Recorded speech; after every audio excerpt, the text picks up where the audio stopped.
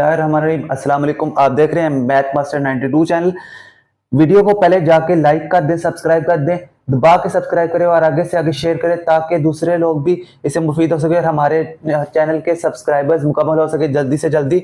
Discrete math का हम पढ़ेंगे lecture equivalence relation. Equivalence relation क्या होता है उसकी डेफिनेशन करेंगे और एग्जांपल्स करेंगे, तब आपको समझ आ जाएगी इक्विवेलेंस रिलेशन क्या होता है। ये रिलेशन की ये टाइप है, इसमें हम ऐसा रिलेशन जिसमें रिफ्लेक्सिव पाया जाए, सिमेट्रिक पाया जाए और ट्रांजिटिव पाया जाए, उसे हम कहेंगे इक्विवेलेंस रिलेशन। अब डेफिनेशन पढ़ते हैं और आपको बताते हैं क्या इक्विवेलेंस रिलेशन।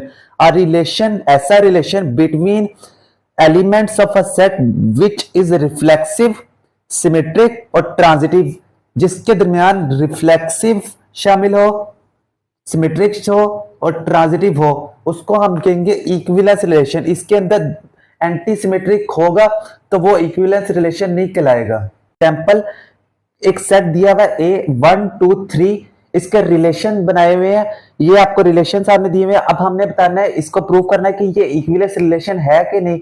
अब इक्विवेलेंस रिलेशन के लिए हमें चेक करना पड़ेगा रिफ्लेक्सिव है, सिमेट्रिक है, ट्रांजिटिव, ये तीनों चीजें हैं, तब रिफ्लेक्स इक्विवेलेंस रिलेशन कहलाएगा, अदरवाइज इक्विवेलेंस रिलेशन नहीं कहलाएगा।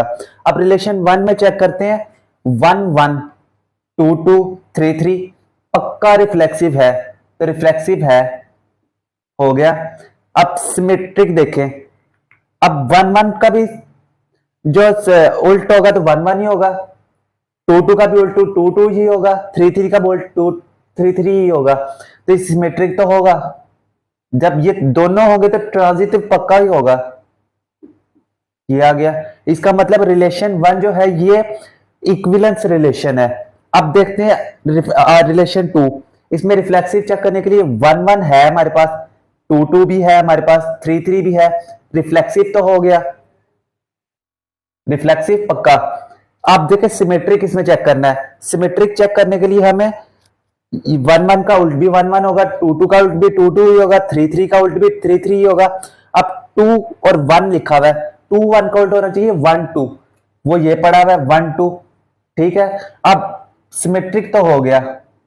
अब चेक करना है हमने ट्रांजिटिव क्या होता है।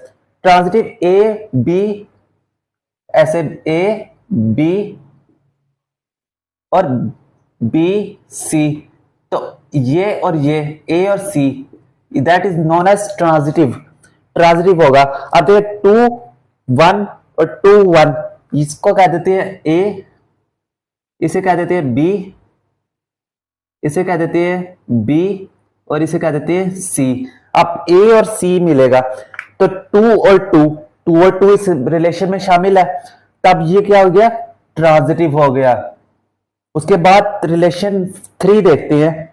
रिलेशन 3 में 1 1 2 2 3 3 3 2 1 3 दिया गया है। अब देखते हैं इसमें रिफ्लेक्सिव है, ट्रांजिटिव है, सिमेट्रिक है, तब इक्विवेलेंस रिलेशन होगा। रिफ्लेक्सिव देखते हैं, 1 1 2 2 3 3, रिफ्लेक्सिव तो है पक्का, रिफ्लेक्सिव हो गया।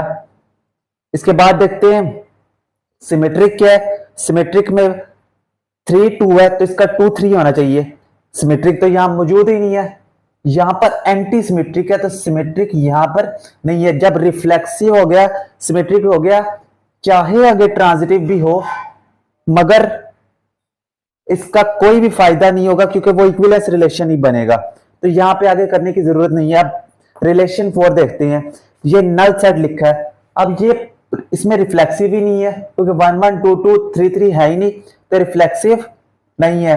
अब रिफ्लेक्सिव नहीं है तो इसका फायदा ही नहीं है, आपके इक्विवेलेंस रिलेशन बन ही नहीं सकता क्योंकि उसमें तो तीनों चीजें चाहिए, रिफ्लेक्सिव, ट्रांजिटिव और सिमेट्रिक।